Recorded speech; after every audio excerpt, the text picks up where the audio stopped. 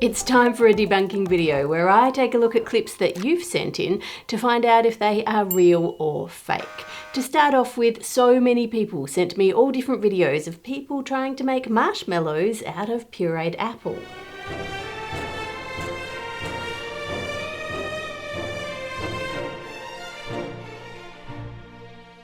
I can't debunk this, because what they showed you in the video is actually what happens. If you take some hot water and add to that lots of gelatin, then whip it up together, you can see the protein in the gelatin allows it to quickly create a foam, just like egg whites do.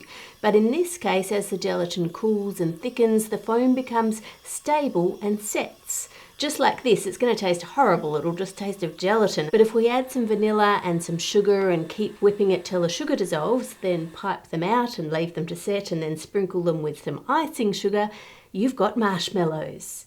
Got a marshmallow.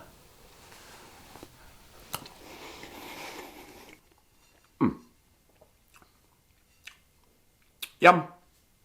It's a marshmallow. It's good. And you can do that adding whatever sweetener and flavouring you want. In their video, they used the apple puree to provide the water and the sweetness and the flavour. The only difference here is apples also have fibre in them, which is not normally in marshmallows, so that might affect the texture quite a bit. If I put these side by side, you can see they're both bouncy like you'd expect a marshmallow to be, but the texture of the apple one is just not as fine. Wow, it's like eating a little bit of cloud. That's weird. And it's like citrus flavour. Is that apple? It tastes way more sour than an apple normally would, but it is pretty delicious. Okay, it's almost got the texture of a really light, fluffy cake. This is not bad though. It's just not a marshmallow. I think I like it. Next, Ethan wants some help. He is trying to figure out a homemade version of Please and Thank You's famous chocolate chip cookies. Apparently, they are America's best cookies. Whenever I hear things like that, I automatically think of the world's best coffee. Congratulations! You did it! World's best cup of coffee. Great job, everybody! But in this case, it appears like they actually did get voted best cookie on Yelp. The best cookie? That is Please and Thank You in Louisville, according to Yelp. And on USA Today in 2023, they were #1. And in 2024, they were #2. And in 2025, they were not even on the top list at all. But apparently to get onto that list, you first have to be nominated by a team of travel writers and then it gets voted on. So either they just weren't nominated that year or America's completely changed the cookies that they liked in 2025. Either way, they still seem to be very liked on social media. There it is, America's best chocolate chip cookie. I love the ratio of chocolate chips. That ooey gooey goodness. And Ethan likes them. So back to trying to figure out the recipe for him. First thing I would usually do is taste the actual product to get an idea of the texture and the flavour, but I can't get those here in Australia, so skipping right to the next step, which is to look at the ingredients lists. Now, by law, the ingredients have to be listed on the label in weight order from most through to least. So according to their label, the biggest ingredient in these cookies is flour, followed by brown sugar, sugar, butter, eggs, then baking soda, salt, vanilla, and finally the smallest ingredient by weight, chocolate chips. There is no way that that's in the correct order. If there was more salt and baking soda by weight than there is chocolate chips in these cookies, they would be inedible. Given that that's incorrect, we don't know if anything on the list is in the right order, which makes it virtually impossible to figure it out from the box. But I don't give up that easily, and lucky for us, they also sell a cookie box mix, which has the same nutrition information panel on it, so I'm assuming they're the same cookies.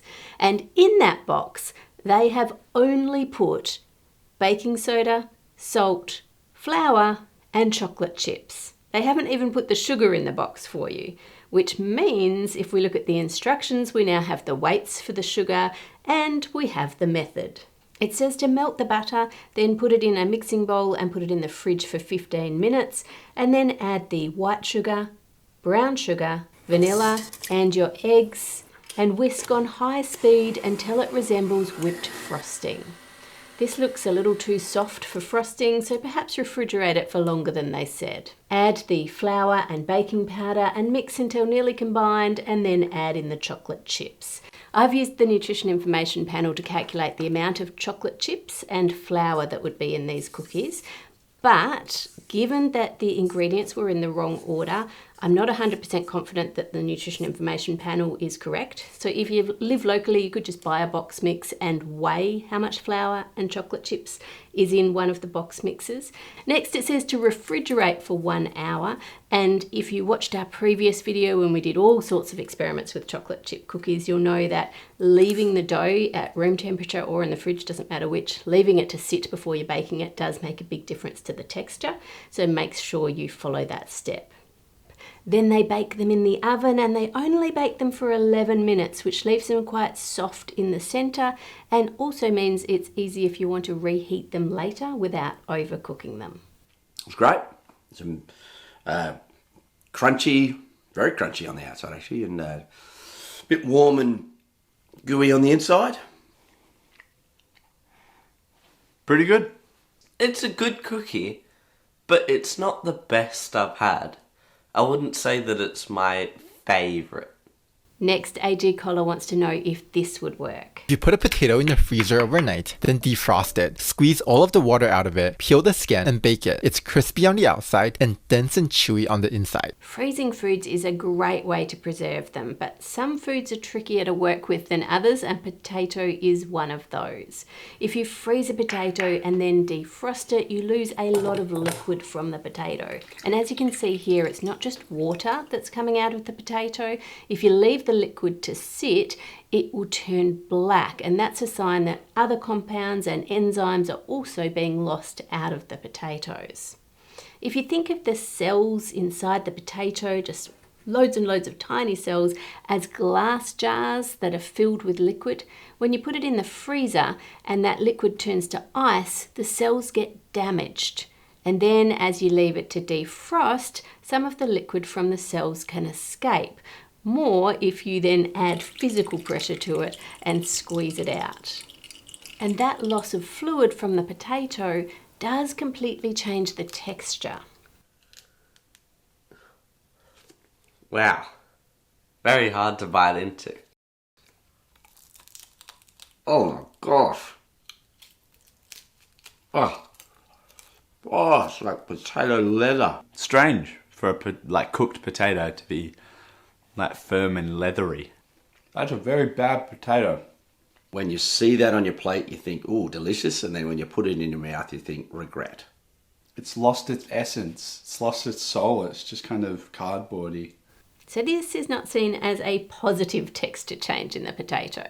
So to avoid this problem, most people will parboil or partially cook or completely cook the potato before freezing it. What that does is it allows the starch in the potato to start to gelatinize, and in that form it can hold on to a lot of that water so that it's not lost and you still have the nice fluffy texture inside the potato that you're expecting instead of the leathery hard. There are other things that manufacturers do as well, like trying to freeze them very quickly, which can help stop some of the other issues that cause the cell damage, but if you're at home, just parboil, partially cook will solve the problem. Now, if you have a curious mind, you might be wondering, can this be used for good in any other foods? Is it a useful thing? In northern China, where the air temperature in winter is colder than my freezer, they sell persimmons and pears that are frozen solid just in the street market. And you're supposed to take those home, defrost them, and then bite into them and suck the juice out of them. So I've frozen some pears so that we can check it out. And when they defrost, the skin oxidizes and turns brown. Wow.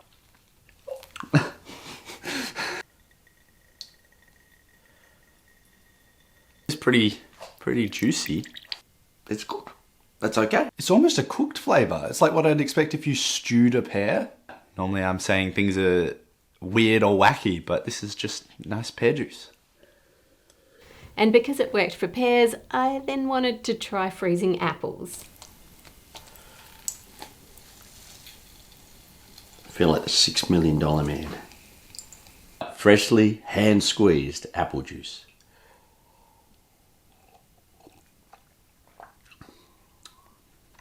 Tastes like apple juice. Next, Ronald wants to know if this will pass the Dave taste test. This recipe, 1 can of chickpeas, will change the way you think about cheesecake because it comes out just like cheesecake. This is a cheesecake. Yeah. If I ordered this at a restaurant and got this, I would not question at all. Like, I'm serious. I'm not even like, okay, I can tell it's a little chickpea. I can tell, I know it's not a cheesecake. No, like this to me tastes like an awesome, cheesecake. Delicious cheesecake, like the best. There's no chickpea taste. There's no nut taste. There's no like almond butter taste. Those are all the ingredients.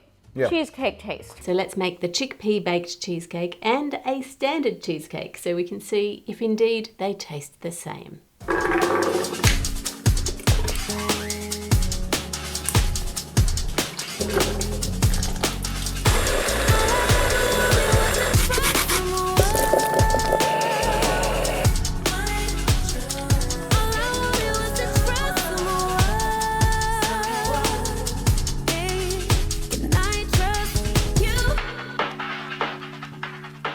Cheesecake's always yummy.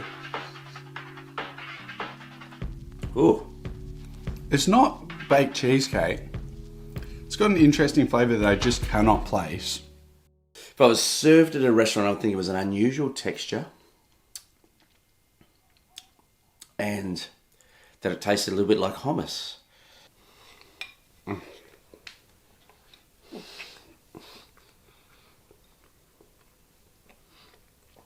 That's pretty horrible. First mouthfeel of it and first flavour, I thought that it was definitely on, but then it started getting nutty. Just went downhill from there. Oh, the aftertaste is worse. A normal cheesecake for me is a 10. I think if you're gonna say as a cheesecake replacement, I'd go like a 3 or a 4. Like, it's not cheesecake, but if you wanted a tart and you couldn't have dairy and wanted it to be a bit creamy, I feel like you could come up with flavors to go with this that would work. Like if you put some cocoa powder in there. It just tastes like grass. Yummy. That's good. I like it. I've now been reminded of how much I love cheesecake. Very good. You can send in videos that you want to be debunked using the email in the description below. With thanks to my amazing patrons for all of your support. You guys are absolutely wonderful. Make it a great week by being kind to others, and I'll see you on Friday.